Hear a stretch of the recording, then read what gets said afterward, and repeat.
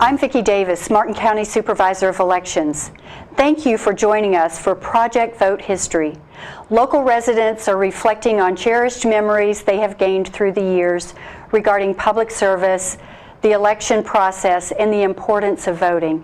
And joining me today is Linda Grand.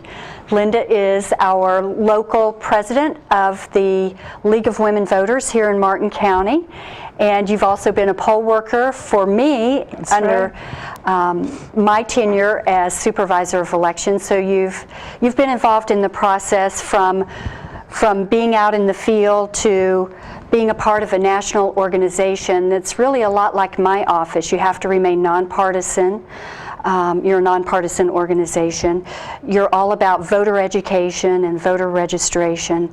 So there are a lot of parallels to what I do in my office, and it's always a pleasure to work with you, Linda. Well, it's always a pleasure to work with you because everything always runs so smoothly. We're so fortunate to have you as our supervisor of elections. Oh, well, I appreciate that. But what do you think that the League sees, or even here at the local level, what is the biggest challenge that you run into getting people involved in the process?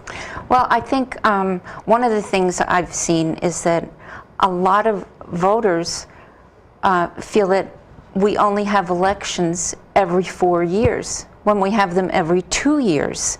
And a lot of people are not aware that they can vote for the constitutional officers, that they have some say in who's sheriff or who's on the school board. So it's that kind of advocacy we'd like to not only get people to register to vote, but to vote when they can. Absolutely, to get them out to vote. And I know exactly what you're saying about voters thinking that they only vote every 4 years during a presidential year, and we just went through the presidential preference primary, and there were many voters who, in looking at their voter history, really do only vote in general elections, and they miss a lot by not voting in primary elections, especially at the local level. So I know the League is all about education. I know you brought with you today a Know Your County Citizens Guide to Martin County pamphlet that goes back to 1993 that was a partnership with the Scripps at that time, Stuart News, and it really provided a lot of information to voters in the county. Right, and of course, you know, this was all before websites, and you know, now things are so easy. You can do almost anything electronically. In fact, you can even register to vote on the Supervisor of Elections site. And that's true. We provide a voter registration application form, but a voter does have to go in, fill it out, print it out, sign it, and date it. But as you know, in 2017, online voter registration is going to go in place by October of next year. So that's a great thing. Candidates like to get in front of your membership because you do have an informed membership, and your organization is so good about conducting forums for residents of Martin County, and you have such a great turnout that you really have to split the candidates up into 2 nights. And what do you see as some of the main priorities that voters are really coming to your organization in the forums to hear about here in the county? I think people are very concerned about the fiscal aspects, where their taxes go, and you know, especially the specific problems we have with the lagoon and with pollution. I think these are things that are really at the forefront now when so many businesses are suffering.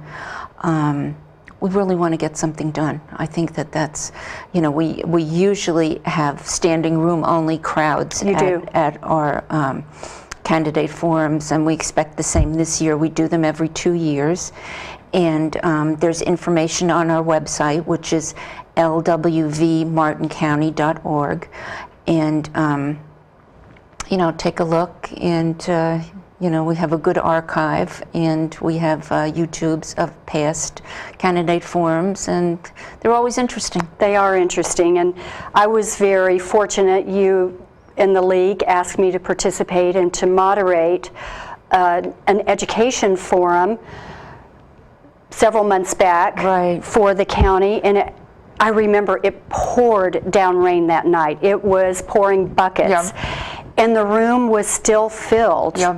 Residents turned out, and you had speakers from all over the state. All over the state.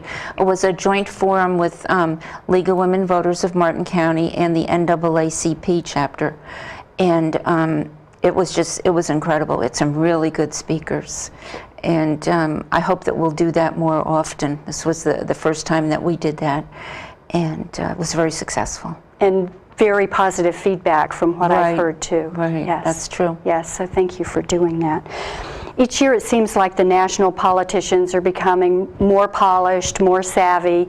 Do you see that happening here at the local level with our local candidates? Well, truthfully, you know, we're nonpartisan, so we kind of, you know, we kind of stay out of the party aspect of it. But I think, you know, I think across the board now people are really aware of what's going on in the election process, and you know, on all the levels, local, state, and national.